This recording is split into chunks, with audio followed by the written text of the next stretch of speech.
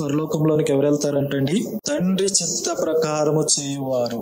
నోటితో పిలిచేవారు, ఏదో వాళ్ళ కుదిరే సమయంలో దేవుని సన్నిధిలో ఆనందించేవారు, వారు అనుకున్న పద్ధతిలో భక్తి చేసేవాడు, వాళ్ళ నియమానుసారం. అంటే ఈరోజు దేవుని సన్నిధిలో కొనసాగడానికి గాని భక్తి చేయడానికి గాని ఎక్కువ మంది అనుసరించే విధానం ఏంటంటే, నాకు అనుకూలమైనట్టు నేను భక్తి చేస్తా, నాకు అనుకూలమైనట్టు నేను జీవిస్తా, నాకు అనుకూలమైనట్టు నడుస్తా.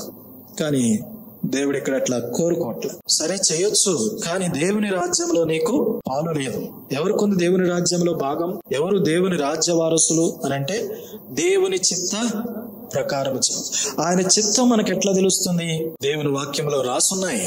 ఇది ఆయన ఇష్టం, ఇది ఆయన చిత్తం, ఇది ఆయన ఆలోచన, ఇది ఆయన ఉద్దేశం. దేవుని వాక్యంలో రాసున్నాయి. కాబట్టి దాన్ని మనము చాలా జాగ్రత్తగా విని అనుసరించి నడుచుకోవాలి. ఓ దుఃఖకరమైన సంగతి ఏంటి అని అంటే, 22వ వచనం చదవండి. ఆ దినమందు అనేకులు నన్ను చూచి, ప్రభువా ప్రభువా, మేము నీ నామమున ప్రవచింపలేదా? నీ నామమున దెయ్యములను వెళ్ళగొట్టలేదా? నీ నామమున అనేకమైన అద్భుతములు చేయలేదా అని చెప్పుదురు. ఇక్కడ ఒక గుంపు కనపడుతుంది.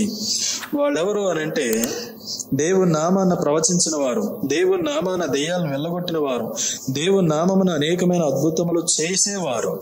కానీ వారిని గురించి దేవుడు ఏమంటున్నాడనంటే, మీరెవరో నేను ఎరుగను, అక్రమము చేయవారులారా నా యొద్ద నుండి పోండి. దెయ్యాలను వెళ్ళగొట్టడం ప్రాముఖ్యమైన సంగతి కాదు, ప్రవచించడం ప్రాముఖ్యమైన సంగతి కాదు, అద్భుతాలు చేయడం ప్రాముఖ్యమైన సంగతి కాదు.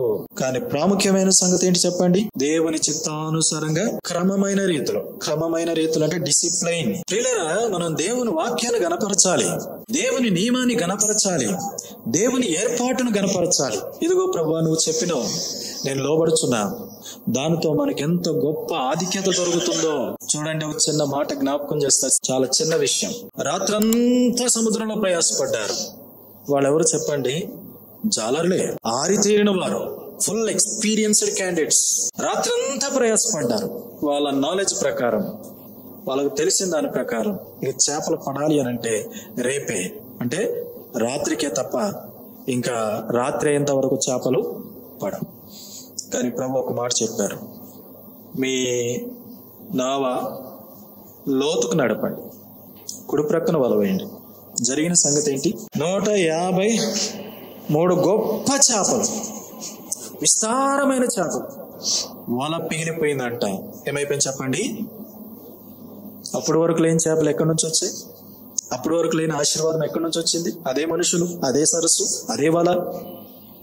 కానీ ఇక్కడ మీరు జ్ఞాపకం చేసుకోవాల్సింది దేవుని మాట యొక్క ప్రాముఖ్యత. కాబట్టి ప్రియులారా, ఆయన రాజ్య వారసులుగా మనం ఉండాలి అని అంటే డిసిప్లైన్ చాలా ప్రాముఖ్యం. ఆ డిసిప్లైన్ నేర్పించడానికే దేవుడు కొన్ని ఆజ్ఞలు ఇచ్చాడు. నువ్వు ఇది చేయి, నువ్వు ఇది చేయకూడదు, నువ్వు ఇలా నడుచుకో, ఇలా నడుచుకోకూడదు, ఇలా మాట్లాడు, ఇలా మాట్లాడకూడదు, ఇలా చూడు, ఇలా చూడకూడదు, ఇలా పని చేయి, ఇలా పని చేయకూడదు. ఇదంతా కూడా మన డిసిప్లైన్ కొరకే. కాబట్టి ఇక్కడ మనం చూస్తున్నాం, అద్భుతాలు ప్రాముఖ్యమైనవి కావు, ప్రవచనాలు ప్రాముఖ్యమైనవి కావు, తర్వాత దెయ్యములు వెళ్ళగొట్టడం ప్రాముఖ్యమైనవి కావు. దానికంటే ప్రాముఖ్యమైనది ఆత్మీయమైనటువంటి క్రమశిక్షణ. ఇది లేకపోతే ప్రియులారా, వాళ్ళకి ఎన్నైనా ఉండని రేపనే రోజు నాడు వారు దేవుని వారసులు కానేరరు. పౌలు ఒక మాట జ్ఞాపకం చేశాడు. ఆ మాట ఏంటనంటే చూడండి, కొరింథీయులకు రాసిన మొదటి పత్రిక 9వ అధ్యాయం 27వ వచనం.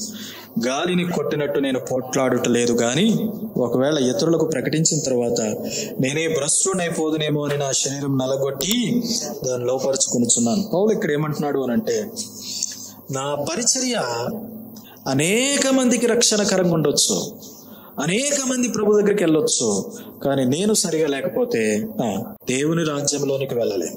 ఇక్కడ చెప్పబడినటువంటి ప్రజలు, వీళ్ళు ప్రవచించడం ద్వారా అనేక మంది దేవుని ఇంటికి చేరొచ్చు, దేవుని రాజ్యమునకు వెళ్ళొచ్చు, పరలోకానికి వెళ్ళొచ్చు.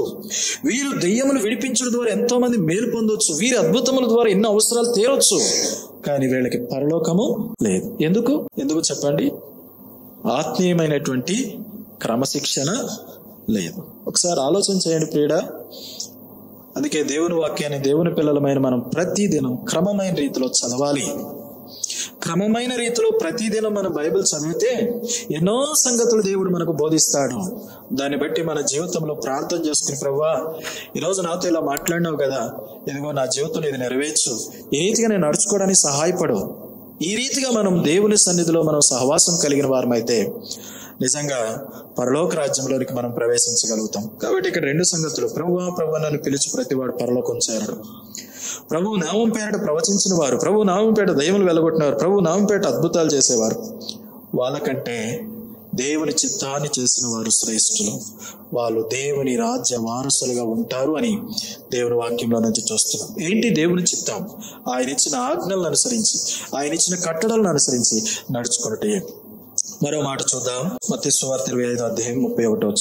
తన మహిమతో మనుష్య కుమారుడును ఆయనతో కూడా సమస్త దూతలను వచ్చినప్పుడు ఆయన తన మహిమ గల సింహాసనం మీద ఆసీనుడై ఉండును. అప్పుడు సమస్త జనములు ఆయన ఎదుట పోగు చేయబడుదురు. గొల్లవాడు మేకల్లో నుండి గొర్రెలను వేరుపరిచినట్లు ఆయన వేరుపరిచి తన కుడివైపున గొర్రెలను ఎడమవైపున మేకలను నిలవబెట్టారు. అప్పుడు రాజు తన కుడివైపున ఉన్న వారిని చూచి, నా తండ్రి చేత ఆశీర్వదింపబడిన వారులారా రండి, లోకం పుట్టినది మొదలుకొని మీ కొరకు సిద్ధపరచబడిన రాజ్యమును స్వతంత్రించుకొనుడి. ఇక్కడ ప్రపంచంలో ఉన్న ప్రజలందరినీ 2 గుంపులుగా చేశాడు. ఆ 2 గుంపులను గొర్రెల కాపరితో పోల్చి, ఒక గొర్రెల కాపరి ఏ రీతిగా మేకల్లో నుంచి గొర్రెలను వేరు చేస్తాడో, ప్రపంచ పునర్జన్మ దినమందు, దేవుడు తీర్పు తీర్చు దినమందు దేవుడు ఏం చేస్తూ ఉన్నాడు అనంటే పరిశుద్ధులను అనీతిమంతులను వేరు చేస్తున్నాడు. దేవుని బిడ్డలను కాని వారిని వేరు చేస్తున్నాడు. తన కుడి వైపుకు తన బిడ్డలను తీసుకొచ్చి వారితో చెప్తున్న మాట ఏంటో తెలుసా? నా తండ్రి చేత ఆశీర్వదించబడిన వారులారా, లోకం పుట్టినది మొదలుకొని మీ కొరకు ఏర్పాటు చేయబడిన తండ్రి రాజ్యమును స్వతంత్రించుకొనుడి. ఎప్పుడు ఏర్పాటు చేశాడంటే ఈ రాజ్యము? లోకం పుట్టినది మొదలుకొని అప్పుడే దేవుడు తన రాజ్యమును తన ప్రజల కొరకు ఏర్పాటు చేశాడు. ఆ రాజ్యమును మీరు స్వతంత్రించుకోండి. ఎందుకు వారు స్వతంత్రించుకున్నారు? కొన్ని సంగతులు అక్కడ చెప్పారు. చూడండి 25వ వచనం నుంచి.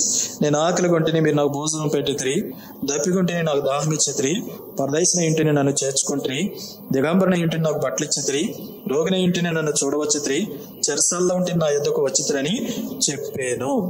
ఎన్ని సంగతులు చెప్పారు? కొన్ని సంగతులు. అంటే ఆకలిస్తే భోజనం పెట్టారు, దప్పకేస్తే దాహం ఇచ్చారు, వస్త్రాలు లేకపోతే వస్త్రాలు ఇచ్చారు, చెరసాల్లో ఉంటే వచ్చి ఆదరించారు. ఇవన్నీ వీళ్ళు చేసినవి. అంటే దేవుడు వారికి ఏదైతే ఆజ్ఞాపించాడో వారు దాన్ని అభ్యాసం చేసి క్రమమైన రీతిలో అనుసరించారు. అది వారు పరలోక రాజ్యం చేరుటకు ఉపయోగపడింది. అంటే వారిని అది పరలోక రాజ్యం చేర్చినది అని మనం చూడొచ్చు.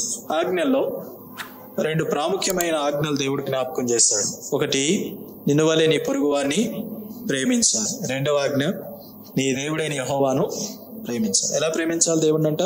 పూర్ణ మనస్సుతో, పూర్ణాత్మతో, పూర్ణ బలముతో, పూర్ణ వివేకముతో దేవుడైన యెహోవాను ప్రేమించాలి.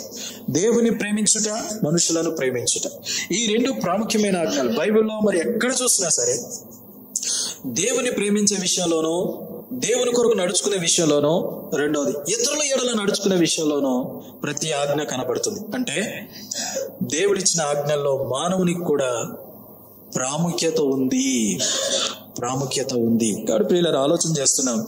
ఈ 25వ అధ్యాయంలో నా తండ్రి చేత ఆశీర్వదించబడిన వారులారా లోపలికి రండి, నీ కొరకు తండ్రి సిద్ధపరచబడిన రాజ్యమును స్వతంత్రించుకోండి, దాంట్లోనికి వెళ్ళండి. ఎందుకనంటే నేను చెప్పింది మీరు చేశారు. నా ఆజ్ఞలను అనుసరించి నడిచారు, నా కట్టడలను అనుసరించి నడిచారు, దాని కొరకు మీరు క్రయము చెల్లించారు, దాని కొరకు మీరు నిలబడ్డారు. ప్రియులారా, ఆలోచన చేయాలి. అందుకే దేవుని వాక్యము ఎంత ప్రశస్తమైనదో, ప్రాముఖ్యమైనదో మనకి ఇక్కడ అర్థమవుతున్నది. కాబట్టి దేవుని రాజ్య వారసులంగా మనం ఉండాలి అని అంటే ఆయన ఇచ్చిన కట్టడలను, ఆజ్ఞలను మనం అనుసరించేటువంటి వారముగా ఉండాలి.